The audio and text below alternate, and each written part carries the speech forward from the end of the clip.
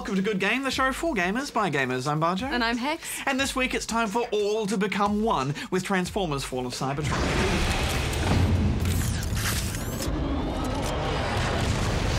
So I brought in my G1 Transformers over there for today especially, and one of our producers brought in this guy. My name is Optimus Prime. Bring it on! It's not that bad. So we'll just put him down there, and he can just stay down there for the rest of the show. Also on the show, we'll be reviewing the single-handedly created Dust and Elysian tale. Did you just put that thing in your inventory? Yeah? What? Okay then. Plus, Goose gets creative and goes backwards compatible with cell shading. But before all that, can you guess the game?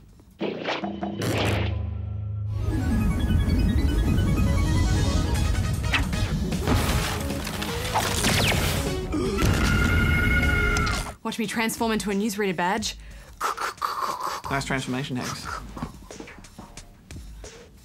Bring it on! Good game! Game streaming service OnLive has narrowly avoided bankruptcy thanks to a last-minute acquisition that will see it become a newly formed company. OnLive was struggling to remain profitable with reports of less than 2,000 concurrent users on the service at peak times, along with expensive server maintenance costs. The restructure has seen all staff laid off and the company's shares made worthless. However, approximately half of the former staff have been promised re-employment. The company will continue to trade under the OnLive name and services will operate as usual. Electronic Arts has canned the release of Medal of Honor branded Tomahawk and distanced itself from a partnership with real weapons manufacturers for further branded items. Medal of Honor's executive producer Greg Goodrich expressed disappointment in the cancellation, as all proceeds from sales were set to go towards Project Honor, a program aimed at raising money for wounded war veterans and their families. Widespread criticism of the deal has pointed to game-branded weapons as irresponsible marketing. According to the 2012 Conflict Minerals Company rankings, Nintendo has earned the lowest possible score of 0, marking it as the worst company on the report. The mining and trade of conflict minerals such as gold, tin, tantalum and tungsten is largely responsible for an ongoing conflict in the Congo, which has caused over 5.5 million deaths since 1996. Other gaming companies fared better, with Sony scoring 27, Microsoft and Apple 38, while Intel was the industry leader with a score of 60, meaning they are proactive in tracing and auditing their supply lines. Nintendo responded to the report by saying it outsources its productions and is not directly involved in sourcing raw materials. PricewaterhouseCoopers have released a new report looking at trends in the gaming marketplace in Australia. The extraordinary thing about Australia is that we're very fast forward on gadgets. We are early adopters, and you can see that with internet connected phones, which of course we talk about them as phones, but actually they're a brilliant gaming device. So we've already got 60+% of Australians with an internet connected gaming device in their hands, and that is a different situation around the world. We're quite ahead of other countries. Other key findings are that the games market will continue to grow, with Australians spending $2.2 billion a year on games by 2016. Good game! Dust and Elysian Tale is an XBLA downloadable title brought to us by indie dev Humble Hearts, the one-man operation behind this hack-and-slash fantasy adventure. Set in a world of anthropomorphic creatures whose land has been ravaged by monsters, Look at the size of that thing! you awaken as Dust, an adventurer who has no recollection of who he is or how he got there. Arise. Boo! I'm so sick of the old hero with amnesia cliche. I mean, surely there are other ideas out there that can serve as a worthy substitute catalyst for adventure. Yes, it's not the most original way to start your game, and the characters aren't that great either. Strange. Where did I learn these skills? Dust, whose husky voice actor does a pretty good job of adding to our hero's mysterious background, is joined by two companions, a talking sword I am the Blade of Ara. and a weird cat-fox thing with wings called Fidget. Mash the buttons! Do something! Ah, Fidget, quite possibly the most annoying character in the history of video games. And we're out on an excavation to find, ore deposits. It has evil knife hands! Evil knife hands! I can't take any more of this. Oh, I just couldn't handle it. That voice. Ah. But that aside, there is a lot to love about Dust as well. I was on the fence about the art style at first until I realised that it reminded me of those cartoons I used to get up to watch really early on Saturday mornings in the early 90s. Yeah, it does have a retro feel to it. I love the look of this game, Hex. There's so much colour and detail in these 2D backgrounds. Yeah, there's some real childhood love thrown into this game's design, and it's obvious that it is designed to appeal to all ages and skill levels, with 4 difficulty options to choose from and a really smooth and responsive combat system. Your talking sword isn't just there to provide sage advice, Dust, your past is fractured, and your future is not yet written. but to help you hack and slash your way through beasties by letting you chain together attacks for some real fluidity. As you progress, you'll pick up new abilities that allow you to combine your powers with fidgets, creating a whirlwind of attacks that will fill up the screen with dizzying chaos. There's also aerial dashes that'll see you zipping through entire zones, and you'll go past lots of little ledges and platforms, and I found myself wondering if I should go back and explore those or just push forwards. Yeah, the levels are deceptively complex, with many areas that you can't access or unlock right away, and that kind of frustrated me a little bit. I just don't like the idea of having to repeat certain sections to unlock doors, although some people might get a real kick out of it. Some of the levels almost have a weird cyclical time loop to them. There was one that I actually got stuck in. I kept climbing up and up and had this weird sense of deja vu until I realised that I was cycling through the same level over and over. Whoa, hello there. There's nice humour in the writing though, with Fidget commenting on the advantages of saving. I certainly hope you save. Enemies and treasure chests give up delicious loot for you to collect and sell, or use with their corresponding blueprints to craft new items and gear. For completists and Chivo hunters, chests and hidden secrets are everywhere. But not only will you need to find the chests, but the keys that unlock them, so there's some real time to be spent here if you're serious about getting all those little extras. While the combat mechanics are fun to tear through hordes of beasties, you definitely need to play this on one of the harder difficulties to get any challenge out of it, because your attacks just lay waste to hordes of enemies with barely any effort at all. There isn't much depth to the combat system. You do gain new abilities, but there's not much in the way of combos or timed attacks that require any sort of level of skill. Yeah, you can pull off a timed counter to stun an enemy, which works particularly well on some of the larger beasties, but it's not a move that's essential to defeating them, and you can easily get away with just sticking to the same few spam attacks. All in all, I think it's a cool little game. It's accessible, there's some wonderful areas to fight through, and only a few frustrating elements and, you know, a lack of depth in story. So I'm giving it 6.5. It really is amazing that something this polished has come from just one guy. Yeah, it is rare to see something this beautiful from one person. Yeah, that said, I do think gamers will be looking for a little bit more though, so I'm giving it 6.5 as well. Now, from one unique art style to another, Goose explores the history of cell shading. Good game. There's an incredible importance placed on the graphical quality of the games we play, and while photorealism will always be the target for many game devs, there is another visual style that's been just as effective in adding a real vibrancy to our game worlds. I'm talking, of course, about cell shading.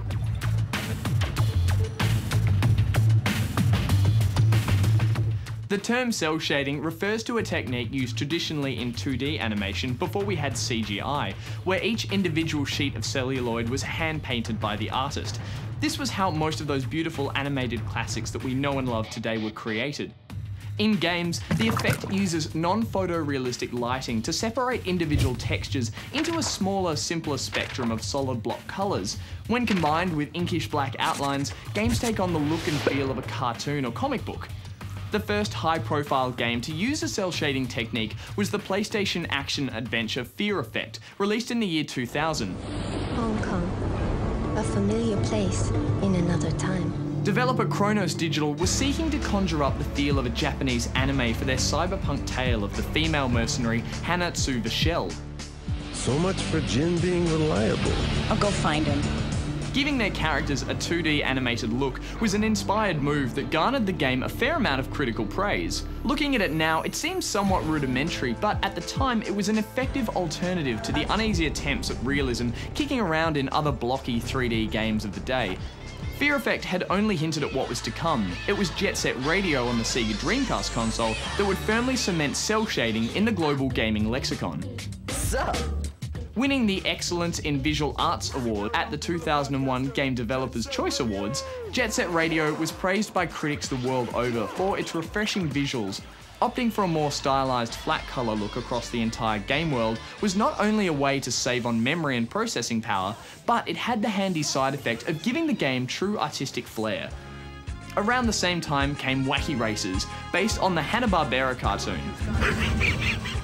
Cell shading was the perfect solution, bringing this cartoon favourite to life. The technique had quickly become popular, and publishers looked upon it as a neat marketing angle. Cell Damage from Electronic Arts in 2002 even referred to it in the game's own title. What was an otherwise ho-hum vehicular combat game had been transformed into something more interesting, at least on the surface. In a few short years, cell shading had gone from an arty technique to a bankable visual style, and it was being used as a way to spruce up titles that perhaps lacked personality, even racing sims like Auto Modelista on the PS2. But cell shading wasn't always going to be welcomed with open arms. In 2003, Nintendo released The Legend of Zelda Wind Waker on the GameCube, surprising everyone with its artistic direction.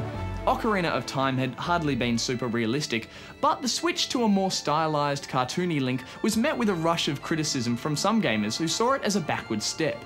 Zelda fans were aging and they wanted the games to grow up too, but how could you honestly knock a game with art direction as beautiful as this? Wind Waker would go on to win a number of awards for its visuals, and rightly so. However, Nintendo seemed shaken, and they placated fans at their E3 conference the following year by showing off a more realistic-looking Link, a tease of what would become Twilight Princess on the Wii. While some Western developers cooled off on using cell shading for fear of it being associated with a dumbing down process, more adventurous Japanese developers would continue to embrace it. Games like Rogue Galaxy from Level 5, Okami from Clover Studio, No More Heroes by Grasshopper Manufacture, and more recently Catherine by Atlas, have proven how visually striking and downright gorgeous a cel-shaded world can be. It's the perfect way to evoke the feel of an anime, graphic novel, cartoon show, or comic book series.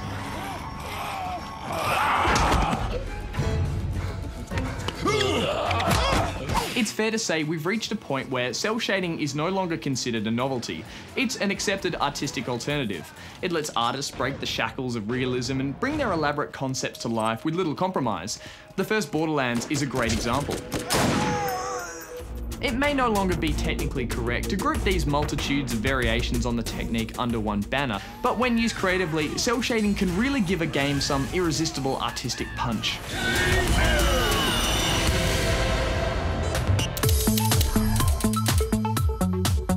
Thanks, Goose. While we're on the topic of cell shading, this week's Gratis Gaming has more cells than you could shake a shader at.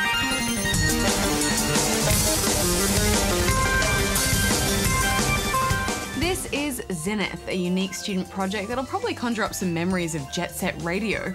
You play as some strange cowboy guy with giant floating arms and skating stilts, and you skate around a surprisingly large open world, ticking off jobs you receive on your mobile phone. Skating abilities are fairly limited.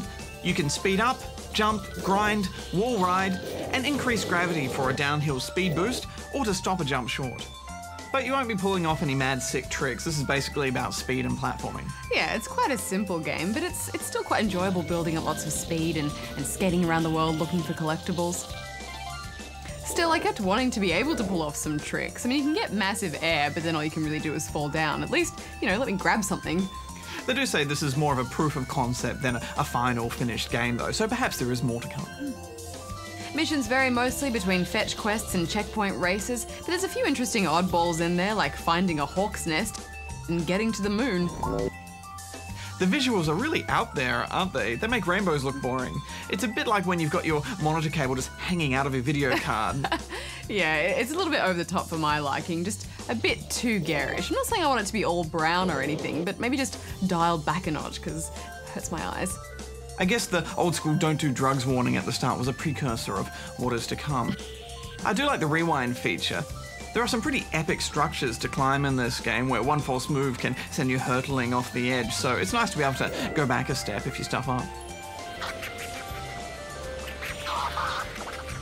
Yeah, and I liked how fully featured your phone is too. It's got Twitter, games, magazines, and a radar for collectible hunting. For a student project, this is surprisingly fleshed out, and I think it's worth a look, so I'm giving it 7 out of 10 rubber chickens. Yeah, as a proof of concept, I think it's impressive. For now, I think it's a fun but short-lived distraction, but the music drove me insane.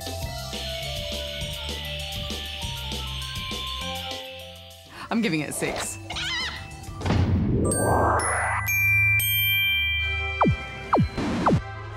I've been playing games back since the Atari 2600, so, you know, I've got fond memories of playing games like Pitfall. You know, I would actually have to say one of my favorite games of all time is probably like Sid Meier's Pirates. Pirates by Sid Meier. One of those games where I invested so much time. And I really look at hours logged. I have probably spent, you know, months of time being a pirate.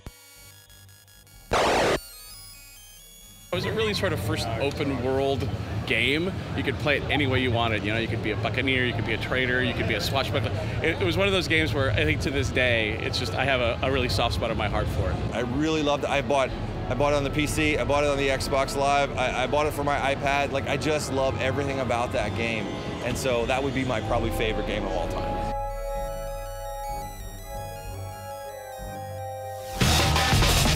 Good game. Hex, every now and then a game comes along that reminds us how awesome it is to have games. Games are pretty good. Yeah, and today that's proved once again with Transformers Fall of Cybertron. Angel, angel, what have I done? A face that quakes, the wind, the fire. I've conquered country, crown and throne. Why can't I cross this river?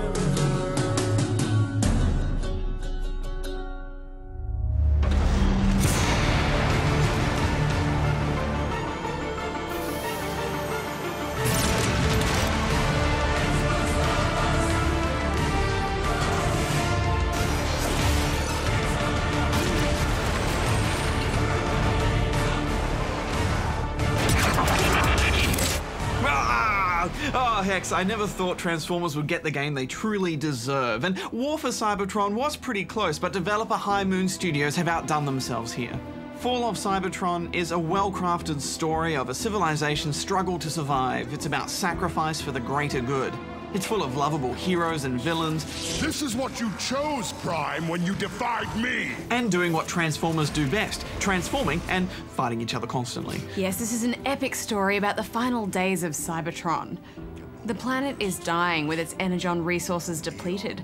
Optimus and the gang are gathering all the energon they can to launch the Ark, a massive ship which will send them off through a space portal to start anew. But of course, the Decepticons have other plans. Megatron. The game begins in the exciting final moments of the story, then takes you back a few days to play out the events leading up to that epic conclusion. And this technique works really well because if after finishing the game you go back and replay the start, you'll begin to see how it all really ties together. Yeah, they nailed that pacing in the campaign too, didn't they? After the prologue, you do the Autobot tour as Optimus Prime, who was voiced wonderfully by Peter Cullen as usual. Ratchet, how can I help? This meet and greet gets you straight into the nostalgic mood and sparks all those forgotten childhood memories, and they all came flooding back. Hex, I started talking to all the different Autobots around the place. Warpath, give me a status update. Perceptor and a bunch of tech heads are trapped inside the nerve center at the south gate. Barjo, I like how when the Transformers are talking to each other, they always use the name of who they're talking to, just to remind you. Hex, I like that a lot too. The voice acting is pitch perfect. There's solid writing behind it too, from the one-liners from your teammates in the field. Optimus, are you all right? To the classic Optimus speech moments. We do not know how many of our brothers escaped Megatron's blockade. He's such a good hero. Yeah, it's something about that gruff old man general voice that just inspires. Yeah. He deserted us. He left his post for a reason. I want to know why. I like the way he elongates the R's. Perceptor. Perceptor! I'll handle it, Perceptor. There's a good sense of end of days as the Transformers tear each other and the world apart. I was really worried that another game set on Cybertron would start to get a bit tedious, but that wasn't the case at all. There's much more variation in the set pieces this time around. There's always fights in the distance, Transformers running about the place. It's a foreign feeling world full of wonderful metallic backdrops and mechanical noises and movements. And it's quite beautiful at times too. Just as you start to get to grips with the controls and transforming, you meet Metroplex.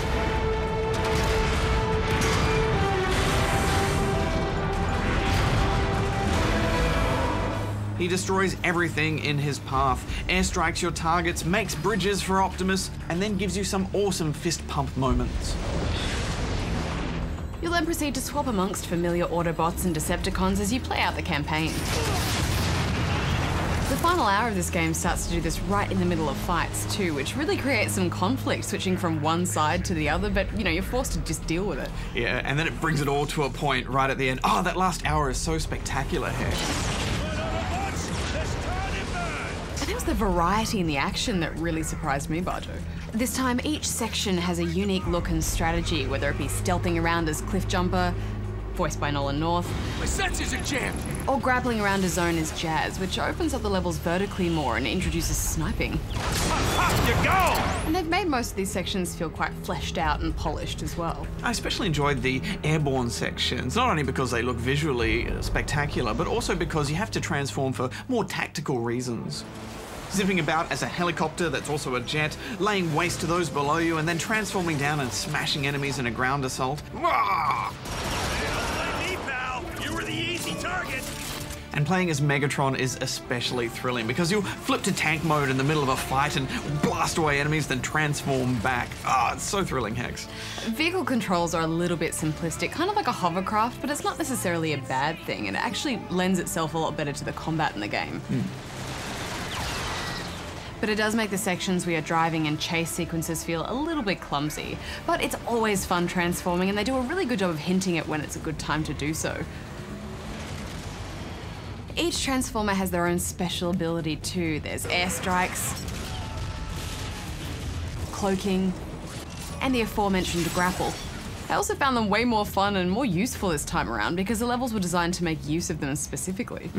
You have 2 weapons at any time and they beautifully integrate into your arm. There's a good selection. I'm a big fan of the Riot Cannon, which goes especially well with Megatron's style. And the heavy weapons are quite diverse too, from remote detonating globules to lock-on rockets that spin around an enemy even if they're running for cover. There's also an innovative rating system where you can rate weapons and upgrades for the greater community. I mean, what a great idea. It gives you a sense of what's most popular. Yeah, I want to see that in other games. They've worked hard at tightening up that combat, haven't they? Everything just feels better. Enemies take hits better and they don't blend into the background like they did in the last game. You can tell who's on your side and who isn't. And there's a fine balance of reload and maneuverability. I also like that your secondary weapon only has a very limited supply, so you're encouraged to transform and use your vehicle weapons. Megatron! He flies now? I remember you saying that you didn't like having to scrounge around for ammo so much in the last game, Barjo, and you do still have to do that here. Yeah, but I think it's more balanced this time, and I think part of that is because enemies seem to go down a bit quicker, and that's because they've removed the co-op. Also, you're not constantly having to revive your teammates, and that keeps the action flowing. I think this removal of co-op has allowed them to focus on telling a more individual story for each Autobot and Decepticon a bit better, and also it's allowed them to open up the levels design a bit more because they can focus on the special abilities of those Transformers. I think some people are really going to miss the co-op, but it has actually made for a better game. Combat is by no means easy though, you'll die plenty on normal difficulty. I believe the scientific term for that is pulverized. It takes a bit to get used to as it's a little bit like mech fighting, but the movement is so responsive and you can robot combat roll or dash out of trouble with ease. I like the enemy AI too. It's reactive and they run about and retreat and take cover and take pot shots. It is a bit strange that you can hide from them so easily though. Where'd he go? Whenever you hear them yell out, "Where'd it go?" It's like, I'm a big robot, I'm just behind this rock over here. But that works for the combat, and there's plenty of variety with the heavier units as well. And then there's Grimlock. It's especially wonderful to have the Dinobots around, and this story deals with their creation. It tells the story of how they were taken, tortured, and tested on, and how they're all based on designs scanned from Earth. Yeah, there's quite a lot of that lore in here. I'm not 100% up to scratch with all of the Transformers lore in all of its entirety, but I just accept that they can turn into vehicles and they're robots and they can turn into dinosaurs, and that's all I need. That's all anyone should need. But they repeatedly make a point of mentioning Earth and addressing the design origins, which is great. Hex, I love the whole Grimlock section, but have to admit, playing as Grimlock wasn't as fun as I thought it would be. Yeah, he's pretty slow, and his dino fighting is a bit awkward. But you can't deny that you feel pretty tough as you whack enemies into the distance with your tail and eat them for health. It was a fun section. Yeah, and it's worth it for that transformation animation alone. And how good do all the models look? You know, Grimlock's face as he's breathing out fire, all the transformations. And they just nail the designs of all of these characters and the world. The interpretation is perfect. And it was nice to see that the Insecticons got a play too. They're a fun kind of swarming enemy. And Bruticus was awesome, especially that first time he comes together. And I really liked his helicopter shield. The campaign is about 7 to 8 hours, and it felt short to me, Hex, but I think that's just because I was having such a good time. And there are lots of those little moments in the cutscenes where you can do just a simple quick-time event, but it's an important moment or an emotional scene, so it lets you be involved in that. I love those. Well, I know you're looking at this through Transformer-coloured eyes. The optics. Yes, and I thought I'd have to be the voice of reason in this review, but this really is an awesome game, and they've put some real love into the multiplayer as well. There's a wave mode called Escalation where you'll slowly unlock different areas of maps and fight for survival against a variety of enemies, and that'll change your strategy with every few waves. There's also a bunch of versus modes, and at the time of review we could only test out deathmatch and we weren't able to unlock very much at all. But it's also class-based with lots of abilities such as cloaking and healing, and there's plenty to customize. They have opened up the maps a little bit in multiplayer, I think, and the bigger ones are more fun, but I still would have liked a truly massive map to tear up. We played this on 360, and it runs quite smooth with some very nice transitions to cover loading, and only a few frame flutters here and there. Oh, a bit softer on the frame rate issues this week, Barjo. Transformers is a complicated business. What I'm most excited about now is that the next Transformers game will likely be set on Earth, and it will likely be next gen, and hopefully it'll be in the 80s. The only thing that could have made this game better is if it played You've Got the Touch, you know, that song that played in that classic moment in that Optimus Prime fight scene in the 1986 Transformers movie. And then when the credits rolled... You got the touch. You got the